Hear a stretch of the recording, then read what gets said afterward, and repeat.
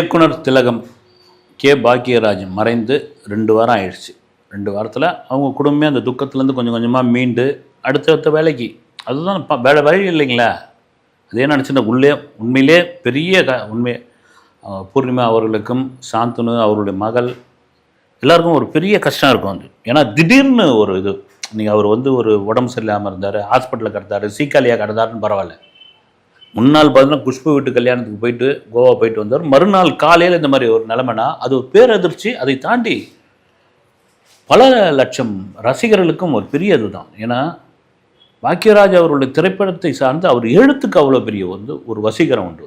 பாக்கியான்ற ஒரு பத்திரிகை அன்றைய முன்னணியில் இருந்த 2 பத்திரிகைகளை பீட் பண்ணி சர்க்குலேஷனில் எதிர்ன ஒரு பத்திரிகை. இந்த கேள்வி பதில்ன்ற ஒரு பகுதி இருக்கும், அது புத்தகமாகவே போட்டு அத்தனை பதிப்புகள் அவர் வந்து சேல்ஸ் பண்ணியிருக்காரு. நீங்களும் ஜெயிக்கலாம் சினிமாவில் அப்படின்ற ஒரு புத்தகம் அவ்வளோ தன்னம்பிக்கையான ஒவ்வொரு அசிஸ்டன்ட் டைரக்டரும் படிக்க வேண்டிய ஒரு புத்தகம். ஏன்னா தான் கற்றுக்கின கலையை தான் மட்டுமே வச்சுக்கணும்னு இல்லாமல் அதை அடுத்தவங்களுக்கும். ஏன்னா பாக்கியராஜ் மாதிரி ஒரு சீன் பிடிக்கிறதுல அவரை மாதிரி ஒரு கில்லாடி கிடையாதுன்னு வாங்க. அந்த வித்தையை சொல்லித்தரத்துன்னு ஒன்று இருக்குல்ல, அதனால தான் இவ்வளோ சிஷியர்கள் அவருக்கு. எதுக்கு சொல்கிறேன்னா இப்போ அவர் 2 வாரம் ஆயிடுச்சு.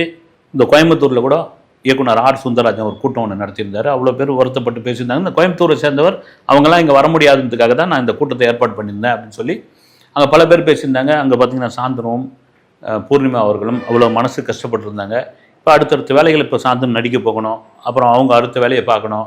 இதெல்லாம் இருக்கும்பொழுது ஒரு நபர் மட்டும்தான் பாக்கியராஜருக்கு எதிரான ஒரு களங்கத்தை ஏற்படுத்துகிறாரா அல்லது பாக்கியராஜை ட்ரோல் பண்ணுறாரா, அதை வச்சு இவர் பப்ளிசிட்டி தெரிகிறாரா அப்படின்ற கருத்து வந்து சோசியல் மீடியாவில் இருப்பார்.